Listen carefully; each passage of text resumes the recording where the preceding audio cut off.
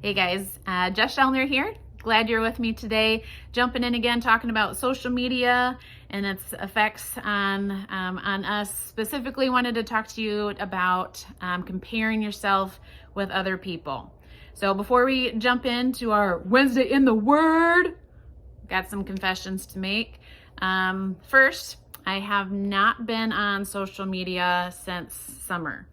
But that's actually kind of why I wanted to talk to you about social media, because there's reasons behind that and a struggle there for sure.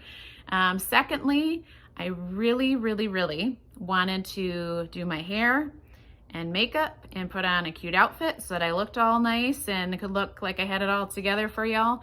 But the truth is, that whole putting on a show is one of the major and one of the biggest problems social media presents us with. And so I just thought I'd come to you raw and real. So this is what you get, the hot mess of Jess Shelner, post-workout with, yep, that's what you got. So there you are.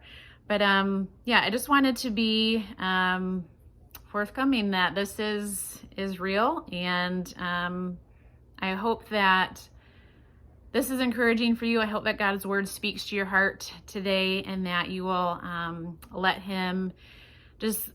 his truth sink deep into your heart so that we can battle this comparison game with each other and help encourage one another and spur each other on to fight that. And instead of defining ourselves based on what we see on Instagram and how many likes we get and how many shares or views, that we can remind each other and ourselves of who God says that we are. And so let's jump in. I want to go to, let's see, James 3:16. James 3:16, not John 3:16. James 3:16 says, "For where jealousy and selfish ambition exist, there will be disorder and every vile practice." So that jealousy and selfish ambition, that's a really easy thing to hide. It's all that like internal stuff going on. That's where the comparison game goes, where that jealousy starts to fester and wind its way into your thoughts. And that selfish ambition, maybe you're thinking that, oh, look what that person posted, I'm doing way better, right? So those kinds of things can be easy to hide because it's all mental and internal. But it says where those things exist, there will be disorder and every vile practice. So in an attempt to present our best selves and that we've got it all together, we're actually causing more chaos and disorder for ourselves. That constant striving of trying to be better and one-up somebody, it's just exhausting and it's just fake. Everything, guys, so I haven't been on social media, like I told you, and I got so sucked in, like trying to do some research for this and like looking at the other Wednesday in the Words. I got so sucked in again, and it just kind of confirmed, like, okay, you do not need this. They are so smart at Facebook and Meta and Instagram, like I'm sure it's all one big world now. They know how our brains work, and they know how to get us sucked in and addicted and needing more so that they just make more and more money. So let's not gratify them like that, right? Like, let's help each other. If we are posting things, let's be raw and real again, right? So anyway, I digress. Let's get back. So where there's disorder or where there's selfishness and jealousy, there's disorder in every vile practice. If we jump to Galatians 1:10, it says, am I saying this now, so this is Paul speaking, to win the approval of people or of God? Am I trying to please people? If I were still trying to please people, I would not be Christ's servant.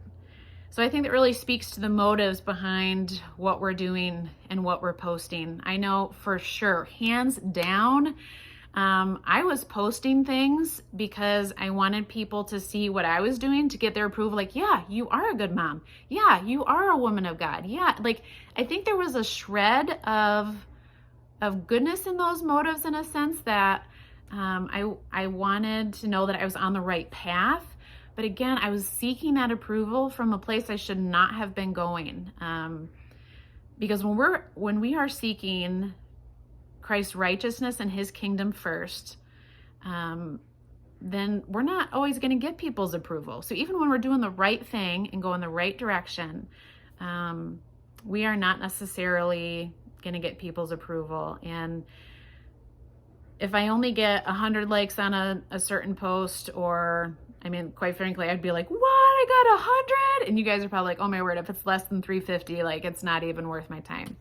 But I really want to encourage you with these verses, that God is clearly spelling out for us that this kind of, the addictions that we're facing, the comparison game that we're playing, especially on social media, which makes it right up front, just really steals our joy. And so my prayer for you, as I've been praying for myself, is that as you are on social media, use it for good.